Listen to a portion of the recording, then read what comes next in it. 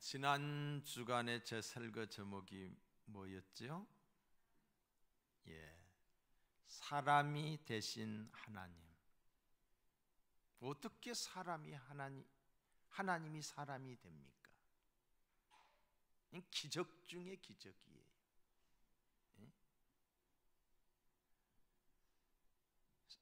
사람으로 나타나신 이가 하나님이 예수님이라고 그랬잖아요. 그 예수님이 이 땅에 오신 목적, 오늘 말씀의 제목은 예수님이 이 땅에 뭐하러 오셨는가, 이 목적을 깊이 생각하면서 은혜 받는 시간이 되기를 축복합니다.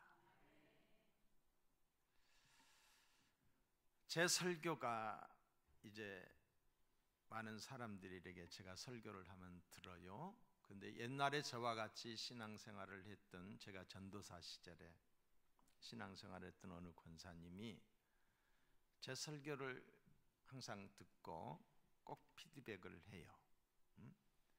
어쩌면 그렇게 설교를 정확하게 맥을 짚어서 그렇게 저에게 보내주는지 몰라요. 근데 이번에는 지난주 설교를 들으시고 아마 지금 내 이야기를 듣고 계실 거예요. 아마 나중에. 그분이 글을 써왔는데, 목사님, 제가 이제 철이 드는 것 같아요. 신앙의 철이 들었다는 거예요. 옛날에는 기쁘다 구주 오셨네, 수도 없이 찬송을 했는데, 이제 기쁘다 구주 오셨네 이 찬송을 하는데 정말 내 마음속에 기쁨이 있어요. 내 마음속에 터질 듯한 감격과 기쁨이 있다는 거예요. 그래서 내가 신앙에 철이 들었나. 물론 그분이 신앙생활 잘하셔요. 또 한 가지 하는 이야기가, 그전에는 그냥 예배를 드렸는데 이제는 이 예배의 소중함과 예배의 가치를 알게 되었다는 거예요. 예배가 너무너무 소중하다는 것을 깨닫게 된다는 거예요. 엄마의 사랑과 엄마의 수고와 헌신에 대하여, 이전에는 내가 알지 못했는데 내가 이제 엄마가 되고 철이 들어 아이를 키우다 보니까 그 엄마의 사랑을 깨닫듯이 예배의 소중함을 알게 되고 성탄의 기쁨을 알게 된 거예요. 여러분, 공기가 우리 가운데 있잖아요. 충만한 공기가 있어요. 그런데 공기에 대해서 값없이 우리가 숨을 쉬고 있어요. 이거에 대해서 전혀 감사함이 없어요. 고마움도 없어요. 그냥 있으니까. 그런데 내가 만약에 병원에 가서 호스를 끼고 숨을 마시려고 했을 때 그 숨 쉰다는 거, 이 공기의 소중함을 알게 될 거예요. 여러분, 우리 주님 예수 그리스도께서 이 땅에 오신 것을 기념하고 감사하는 이 성탄 예배, 이 예배를 드리기 위해서 주님 전에 나오신 여러분과 또 가정에서 함께 예배를 드리는 모든 분들에게 하늘로부터 임하는 하나님의 은혜와 축복이 함께하기를 주님의 이름으로 축복합니다. 자, 우리 한번 가정에서도 가족들과 함께 메리 크리스마스 인사하세요. 메리 크리스마스. 옆 사람 바라보면서 메리 크리스마스. 기쁜 성탄이, 기쁜 성탄.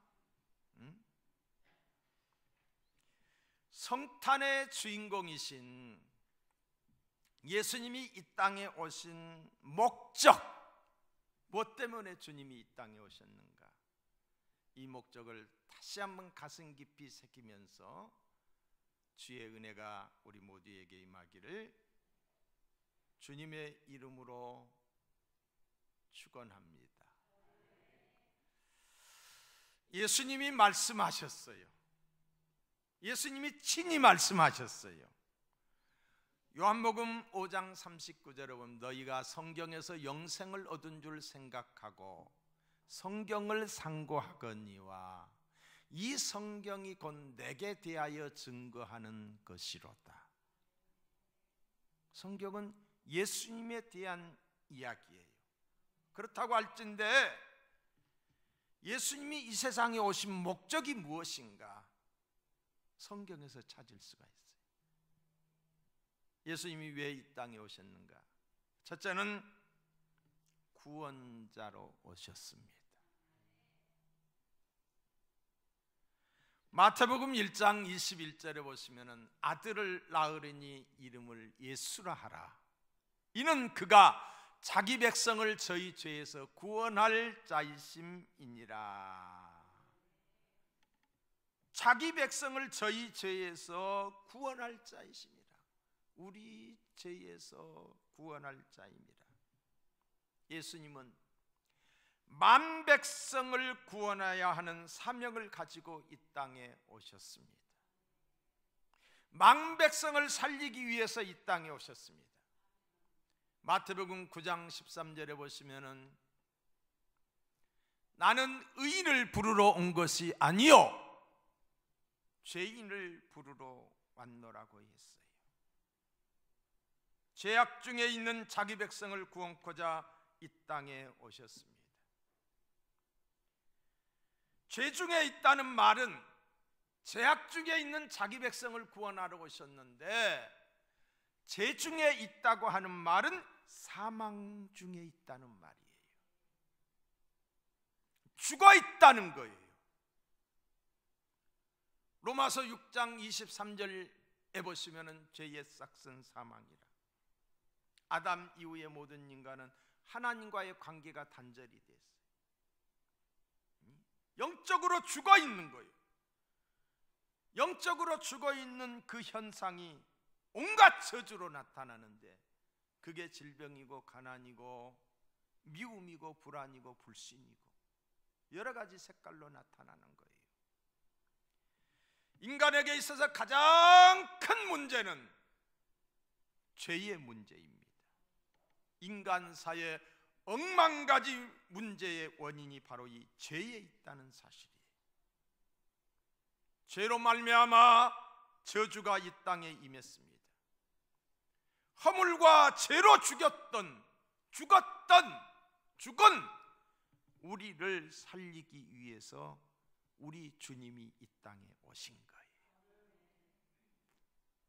주님은 우리가 받을 온갖 저주를 대신하여 우리 대신 십자가에 못 박혀 십자가에서 피를 흘려 우리의 죄값을 치르셨습니다.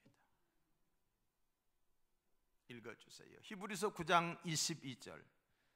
율법을 따라 거의 모든 물건이 피로써 정결하게 되나니 피 흘림이 없은즉 사함이 없느니라.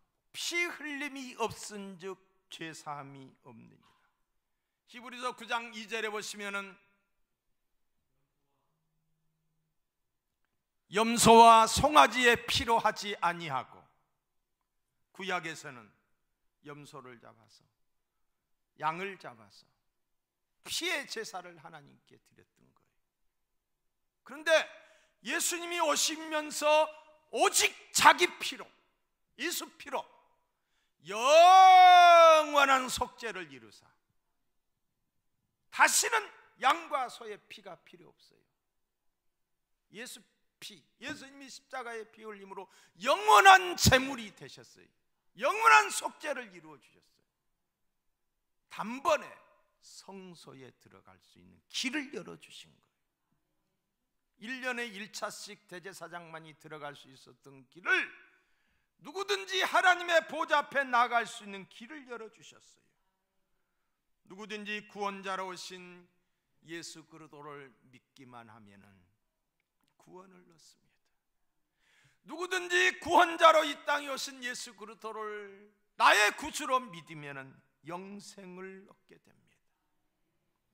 하나님이 세상을 이처럼 사랑하사 독생자를 주셨으니 이는 저를 믿는 자마다 멸망하지 않고 영생을 얻게 하려 하심이라. 누구든지 예수 그리스도를 나의 구주로 영접하게 되면은 하나님의 자녀가 됩니다. 영접하는 자 곧 그 이르심을 믿는 자들에게는 자녀가 되는 권세를 주었다라고 그랬어요. 참으로 안타까운 사실은 많은 사람들이 구원자로 오신 예수님을 모르고 있다는 사실이 몰라요. 예수님이 이 땅에 죄 많은 인생들을 구원하기 위하여 오셨는데 그걸 모르고 있다는 거예요. 사랑하는 성도 여러분, 예수님은 우리의 구원자로 오셨습니다. 죄값으로 영원히 죽을 수밖에 없는 우리를 저주와 지옥 형벌에서 구원하시는 구원자가 되신다. 구원을 위해서 우리 주님이 오셨어요. 저와 여러분, 일찍이 이사야 선지자는 인류의 죄를 대신 짊어지시고 죽어주신 예수님에 대하여 800년 전에 정확하게 예언을 했는데 그대로 이루어졌어요. 이사야 53장 4절로 6절. 그는 실로 우리의 질고를 지고 우리의 슬픔을 당하였거늘 우리는 생각하기를 그는 징벌을 받아 하나님께 맞으며 고난을 당한다 하였노라. 그가 찔림은 우리의 허물을 인함이요 그가 상함은 우리의 죄악을 인함이라. 그가 징계를 받음으로 우리가 평화를 누리고 그가 채찍에 맞음으로 우리가 나음을 입었도다. 우리는 다 양 같아서 그릇 행하여 각기 제 길로 갔거늘 여호와께서는 우리 무리의 죄악을 그에게 담당시키셨도다. 아멘. 그에게 담당시키셨도다. 예수님께 담당시키셨도다. 그가 찔림은 우리의 허물을 인함이요 예수가 상함은 나의 죄악을 인함이라. 그가 채찍에 맞음으로 우리가 나음을 입었도다. 예수님이 채찍에 맞음으로 우리의 병을 담당하셨어요. 우리의 병을 담당하신 이 주님이 오늘 이 시간에 이 말씀을 듣는 자들에게 치료의 광선으로 임할 줄로 믿습니다. 사랑하는 성도 여러분, 예수님은 인류의 구원자요 인류의 소망이요 나의 구원자이십니다. 나를 구원하기 위하여 이 땅에 오심을 기념하는 이 성탄의 아침에 하나님을 향하여 뜨거운 감사가 있기를 주의 이름으로 축원합니다. 형제, 이 시간에 또 이 방송을 듣는 여러분 가운데 단 한 명이라도 예수 그리스도를 구원자로 영접하지 못한 자가 있다면 나의 죄를 대속하기 위하여 내 대신 죽어주신 예수 그리스도를 나의 구원자로 영접함으로 하나님의 자녀가 되는 축복이 있기를 주님의 이름으로 축원합니다. 두 번째로, 우리 주님은 평화의 왕으로 이 땅에 오셨어요. 평화의 왕. 누가복음 2장 14절의 말씀을 보시면은 지극히 높은 곳에서는 하나님께 영광이요 땅에서는 기뻐하심을 입은 사람들 중에 평화로다. 평화로다. 우리 주님이 이 땅에 오시던 그날 밤에 하늘의 천군 천사가 노래했던 내용이에요.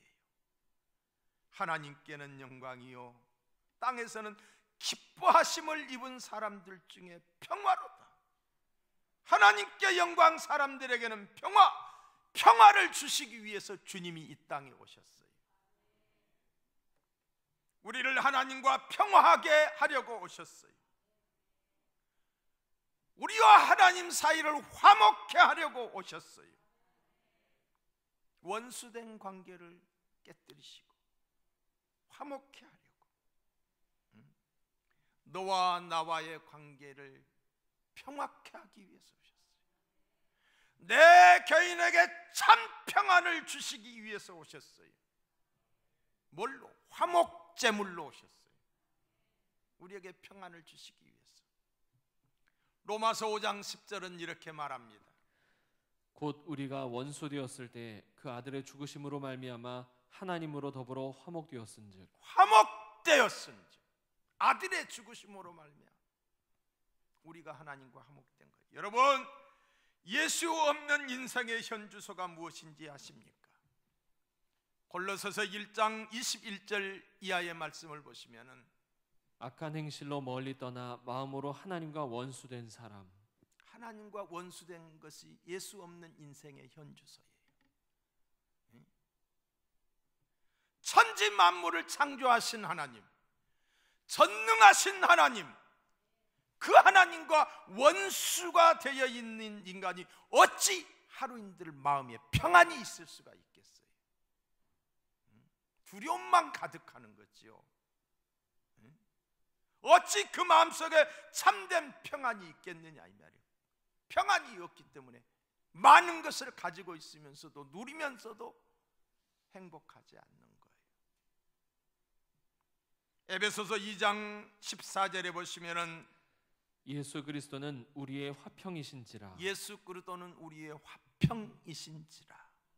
요한복음 14장 27절의 말씀을 보시면은 평안을 너희에게 끼치노니 곧 나의 평안을 너희에게 주노라. 내가 너희에게 주는 것은 세상이 주는 것 같지 아니하리라. 세상이 주는 것 같지 아니하니라. 너희는 마음에 근심도 말고 두려워하지도 말라. 두려워하지도 말라. 하나님이 주시는 것은 참 평안이에요. 요한복음 20장 19절에 보시면은 너희에게 평강이 있을지어다. 부활하신 주님이 너희에게 평강이 있을지어다. 이어서 너희에게 평강이 있을지어다. 거듭 반복하고 있어요. 예수 믿게 되면 우리의 마음속에 평안이 있게 돼요. 하나님과 화목하게 되는 거예요. 그래서 우리는 평화의 사람이 돼야 돼요. 평화의 사도가 돼야 돼요. 성 프란시스의 기도처럼 우리가 그런 사람이 돼야 될 것입니다. 읽어주세요. 주여, 나를 평화의 도구로 써주소서. 미움이 있는 곳에 사랑을, 다툼이 있는 곳에 용서를, 분열이 있는 곳에 하나됨을, 잘못이 있는 곳에 진리를, 의심이 있는 곳에 믿음을, 절망이 있는 곳에 희망을, 어둠이 있는 곳에 빛을, 슬픔이 있는 곳에 기쁨을 심게 하소서. 위로받기보다는 위로하며, 이해받기보다는 이해하며, 사랑받기보다는 사랑하게 하소서. 사랑받기보다는 사랑하게 하옵소서. 내가 먼저 이해하게 하소서. 내가 먼저 사랑하게 하옵소서. 평화의 사람이 될 수 있기를 주님의 이름으로 축복합니다. 세 번째로 예수님은 이 땅에 빛으로 오셨어요. 어두운 세상의 빛으로 오셨어요.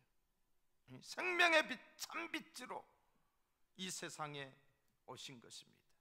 마태복음 4장 16절에 보시면은 흑암에 앉은 백성이 큰 빛을 보았고 사망의 땅과 그늘에 앉은 자들에게 빛이 빛이었도다 하였느니라.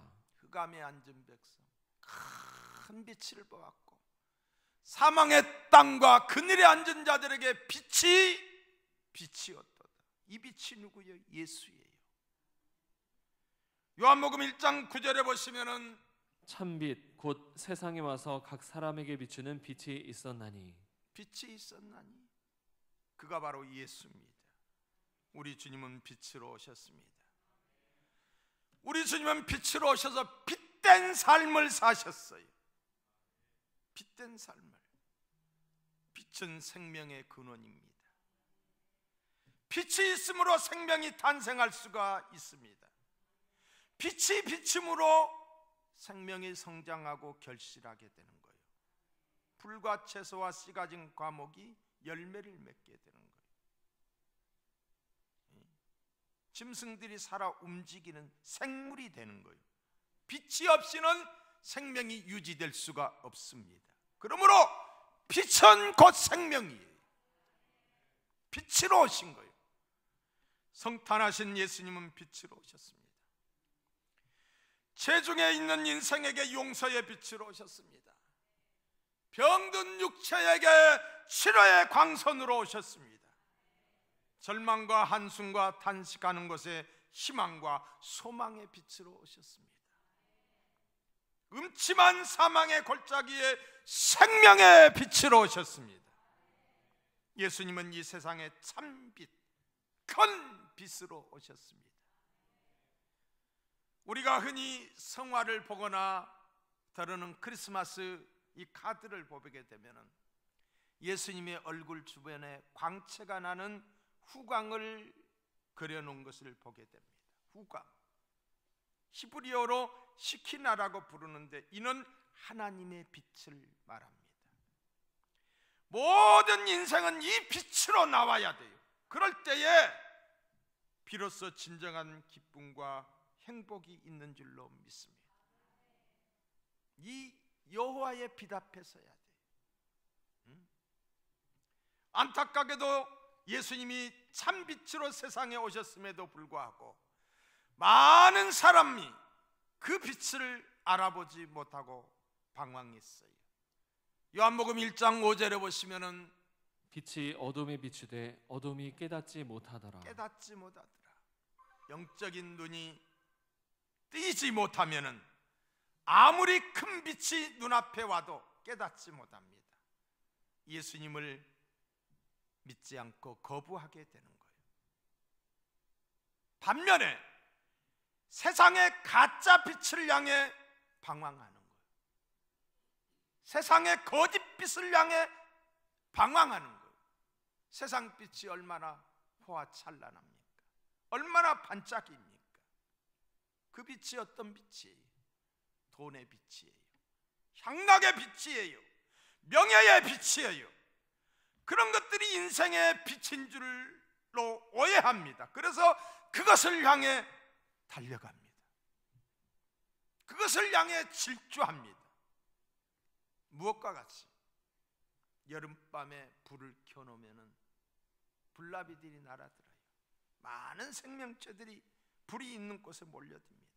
그런데 날이 새고 난 다음에 아침에 보면은 그 불이 켜졌던 그 안에 수없이 많은 것들이 다 죽어서 수북하게 쌓여 있는 것을 보게 됩니다. 아름답고 현란해 보였는데 사실은 그것이 죽음의 길이었던 거예요. 이 모습이 바로 거짓빛을 따르는 자들의 결국입니다. 그러나 참 빛이 되시는 예수님께로 나오는 자에게 생명과 기쁨과 소망이 보장됩니다. 소망이 있습니다. 여러분, 우리 주님이 이 땅에 오시기 전에 엄청난 빛을 발하는 사람이 혜성과 같이 나타났어요. 당시에 많은 사람들은 그를 보고 깜짝 놀랐어요. 그가 바로 누구냐? 세례 요한이었어요. 세례 요한.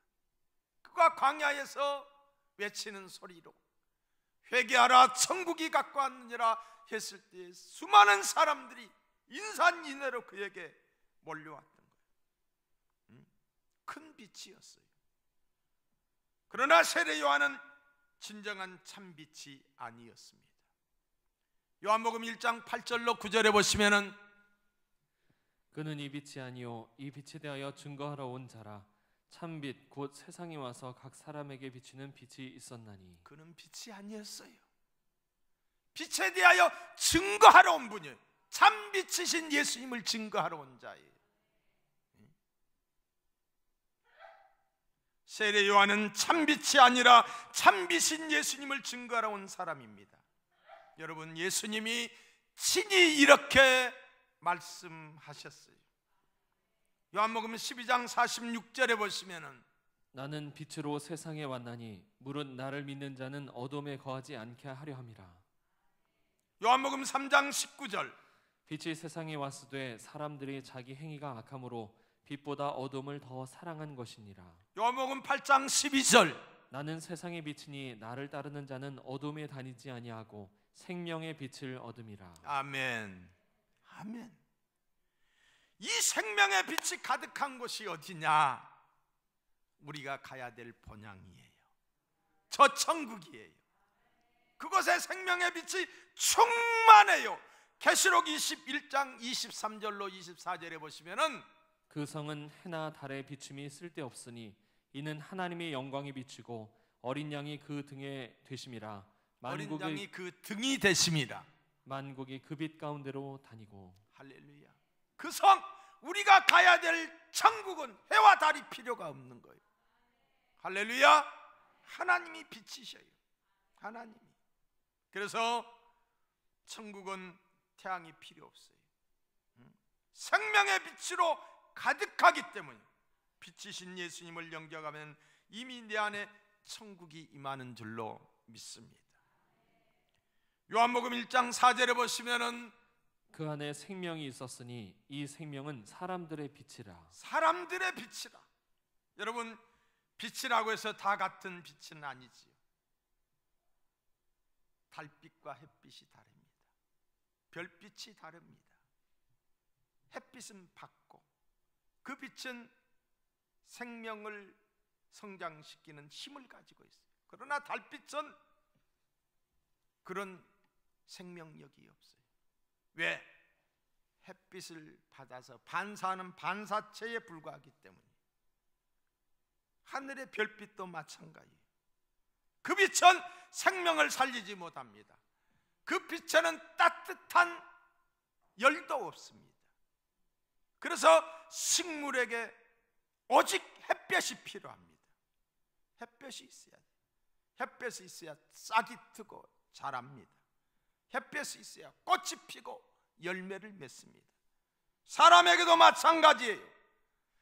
참 빛만이 필요합니다. 많은 빛들이 있습니다. 많은 희미한 빛들이 있어요. 그게 종교일 수 있어요. 많은 성인들이 있어요. 희미한 불빛들이에요. 그러나 그들은 참빛이 아니에요. 참빛이 아니에요.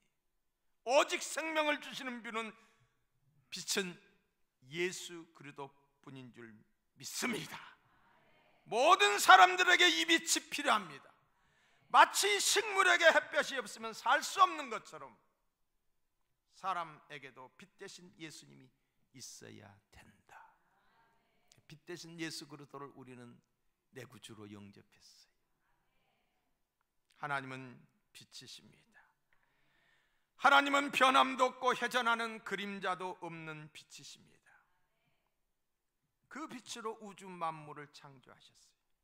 각양 모든 좋은 은사와 온전한 선물은 다 위로부터 비치는 빛들의 아버지의 하나님께로 온다고 그랬어요.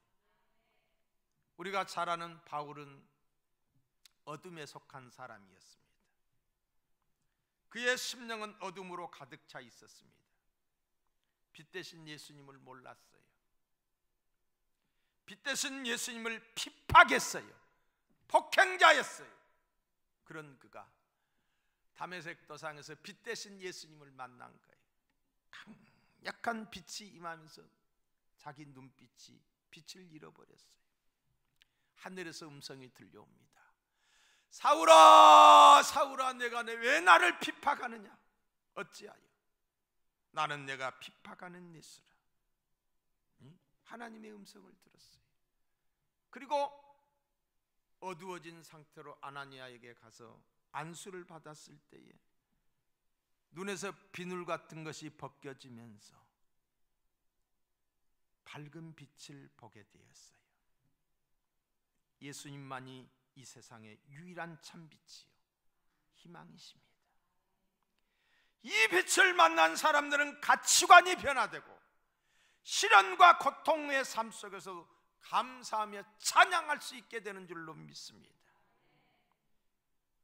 빛 대신 주님이 우리에게 말씀하셔서 너희는 빛된 삶을 살아야 된다. 마태복음 5장 16절 14절로 16절 너희는 세상의 빛이라. 산 위에 있는 동네가 숨겨지지 못할 것이요 사람이 등불을 켜서 말 아래에 두지 아니하고 등경 위에 두나니 이러므로 집안 모든 사람에게 비치느니라. 이같이 너희 빛이 사람 앞에 비치게 하여 그들로 너희 착한 행실을 보고 하늘에 계신 너희 아버지께 영광을 돌리게 하라.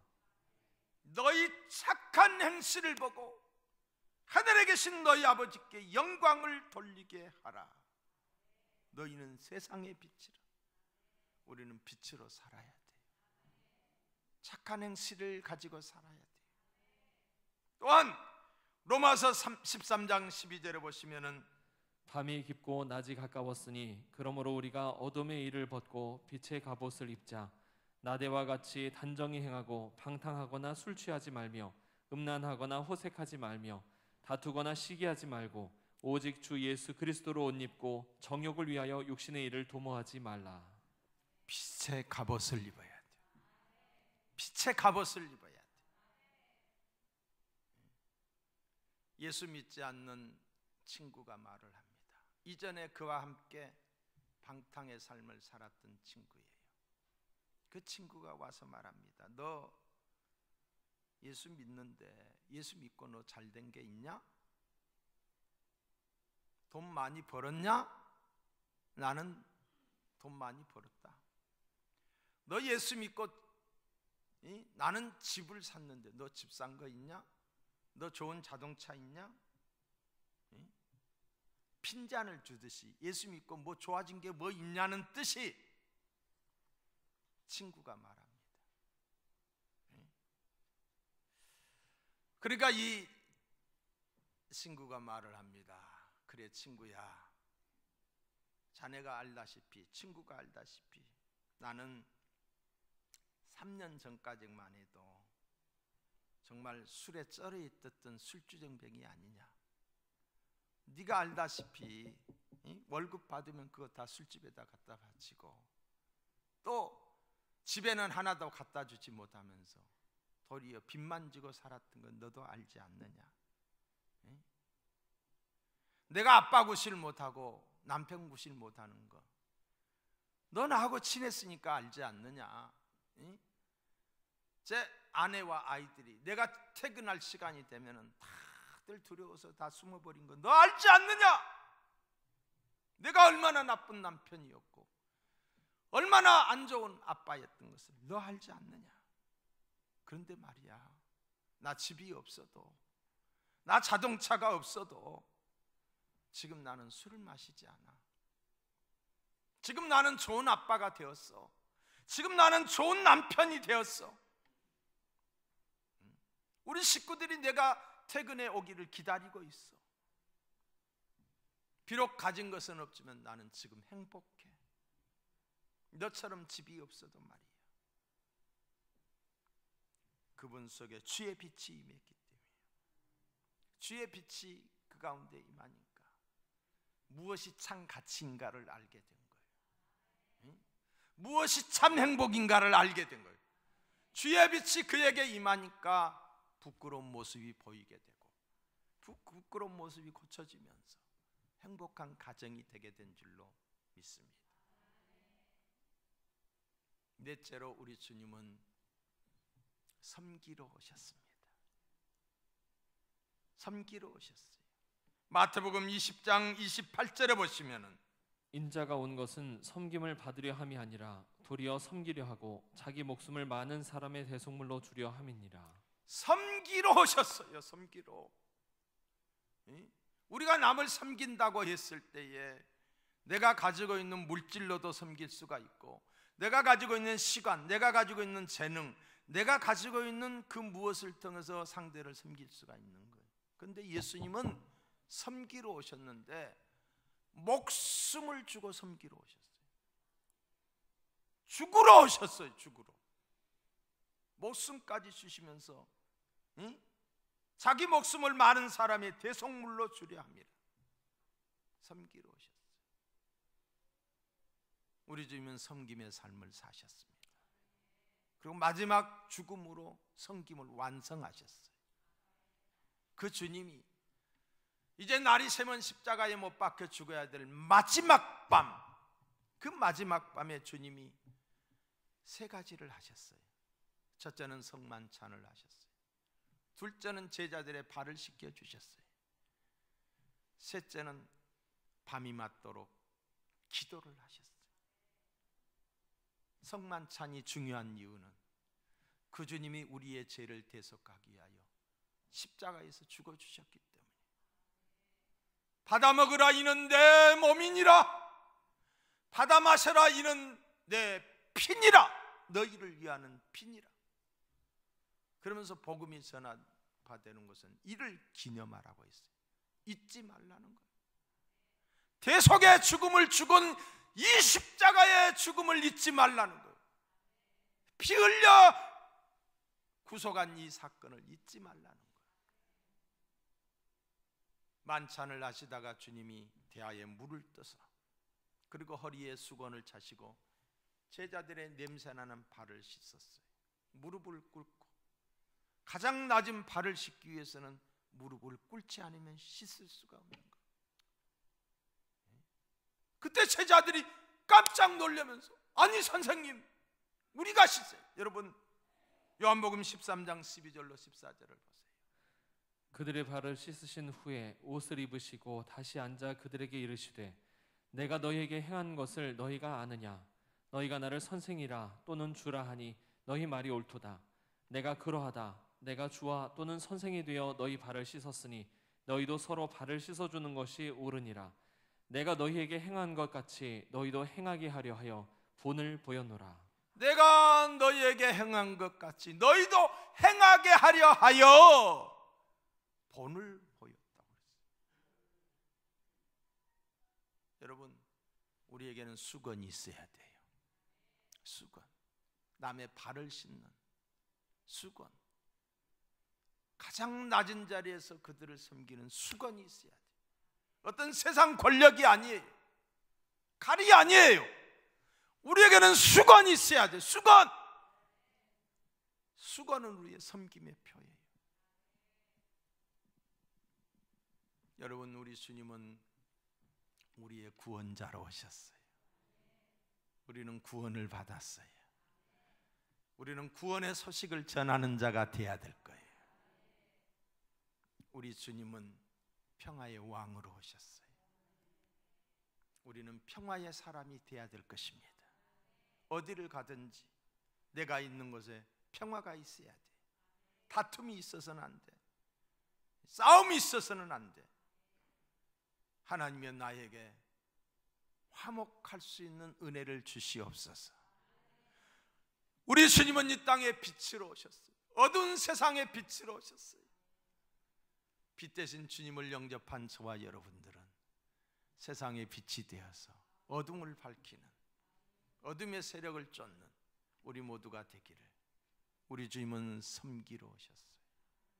우리 또한 주님처럼 섬기는 저와 여러분이 되시기를 주의 이름으로 축원합니다.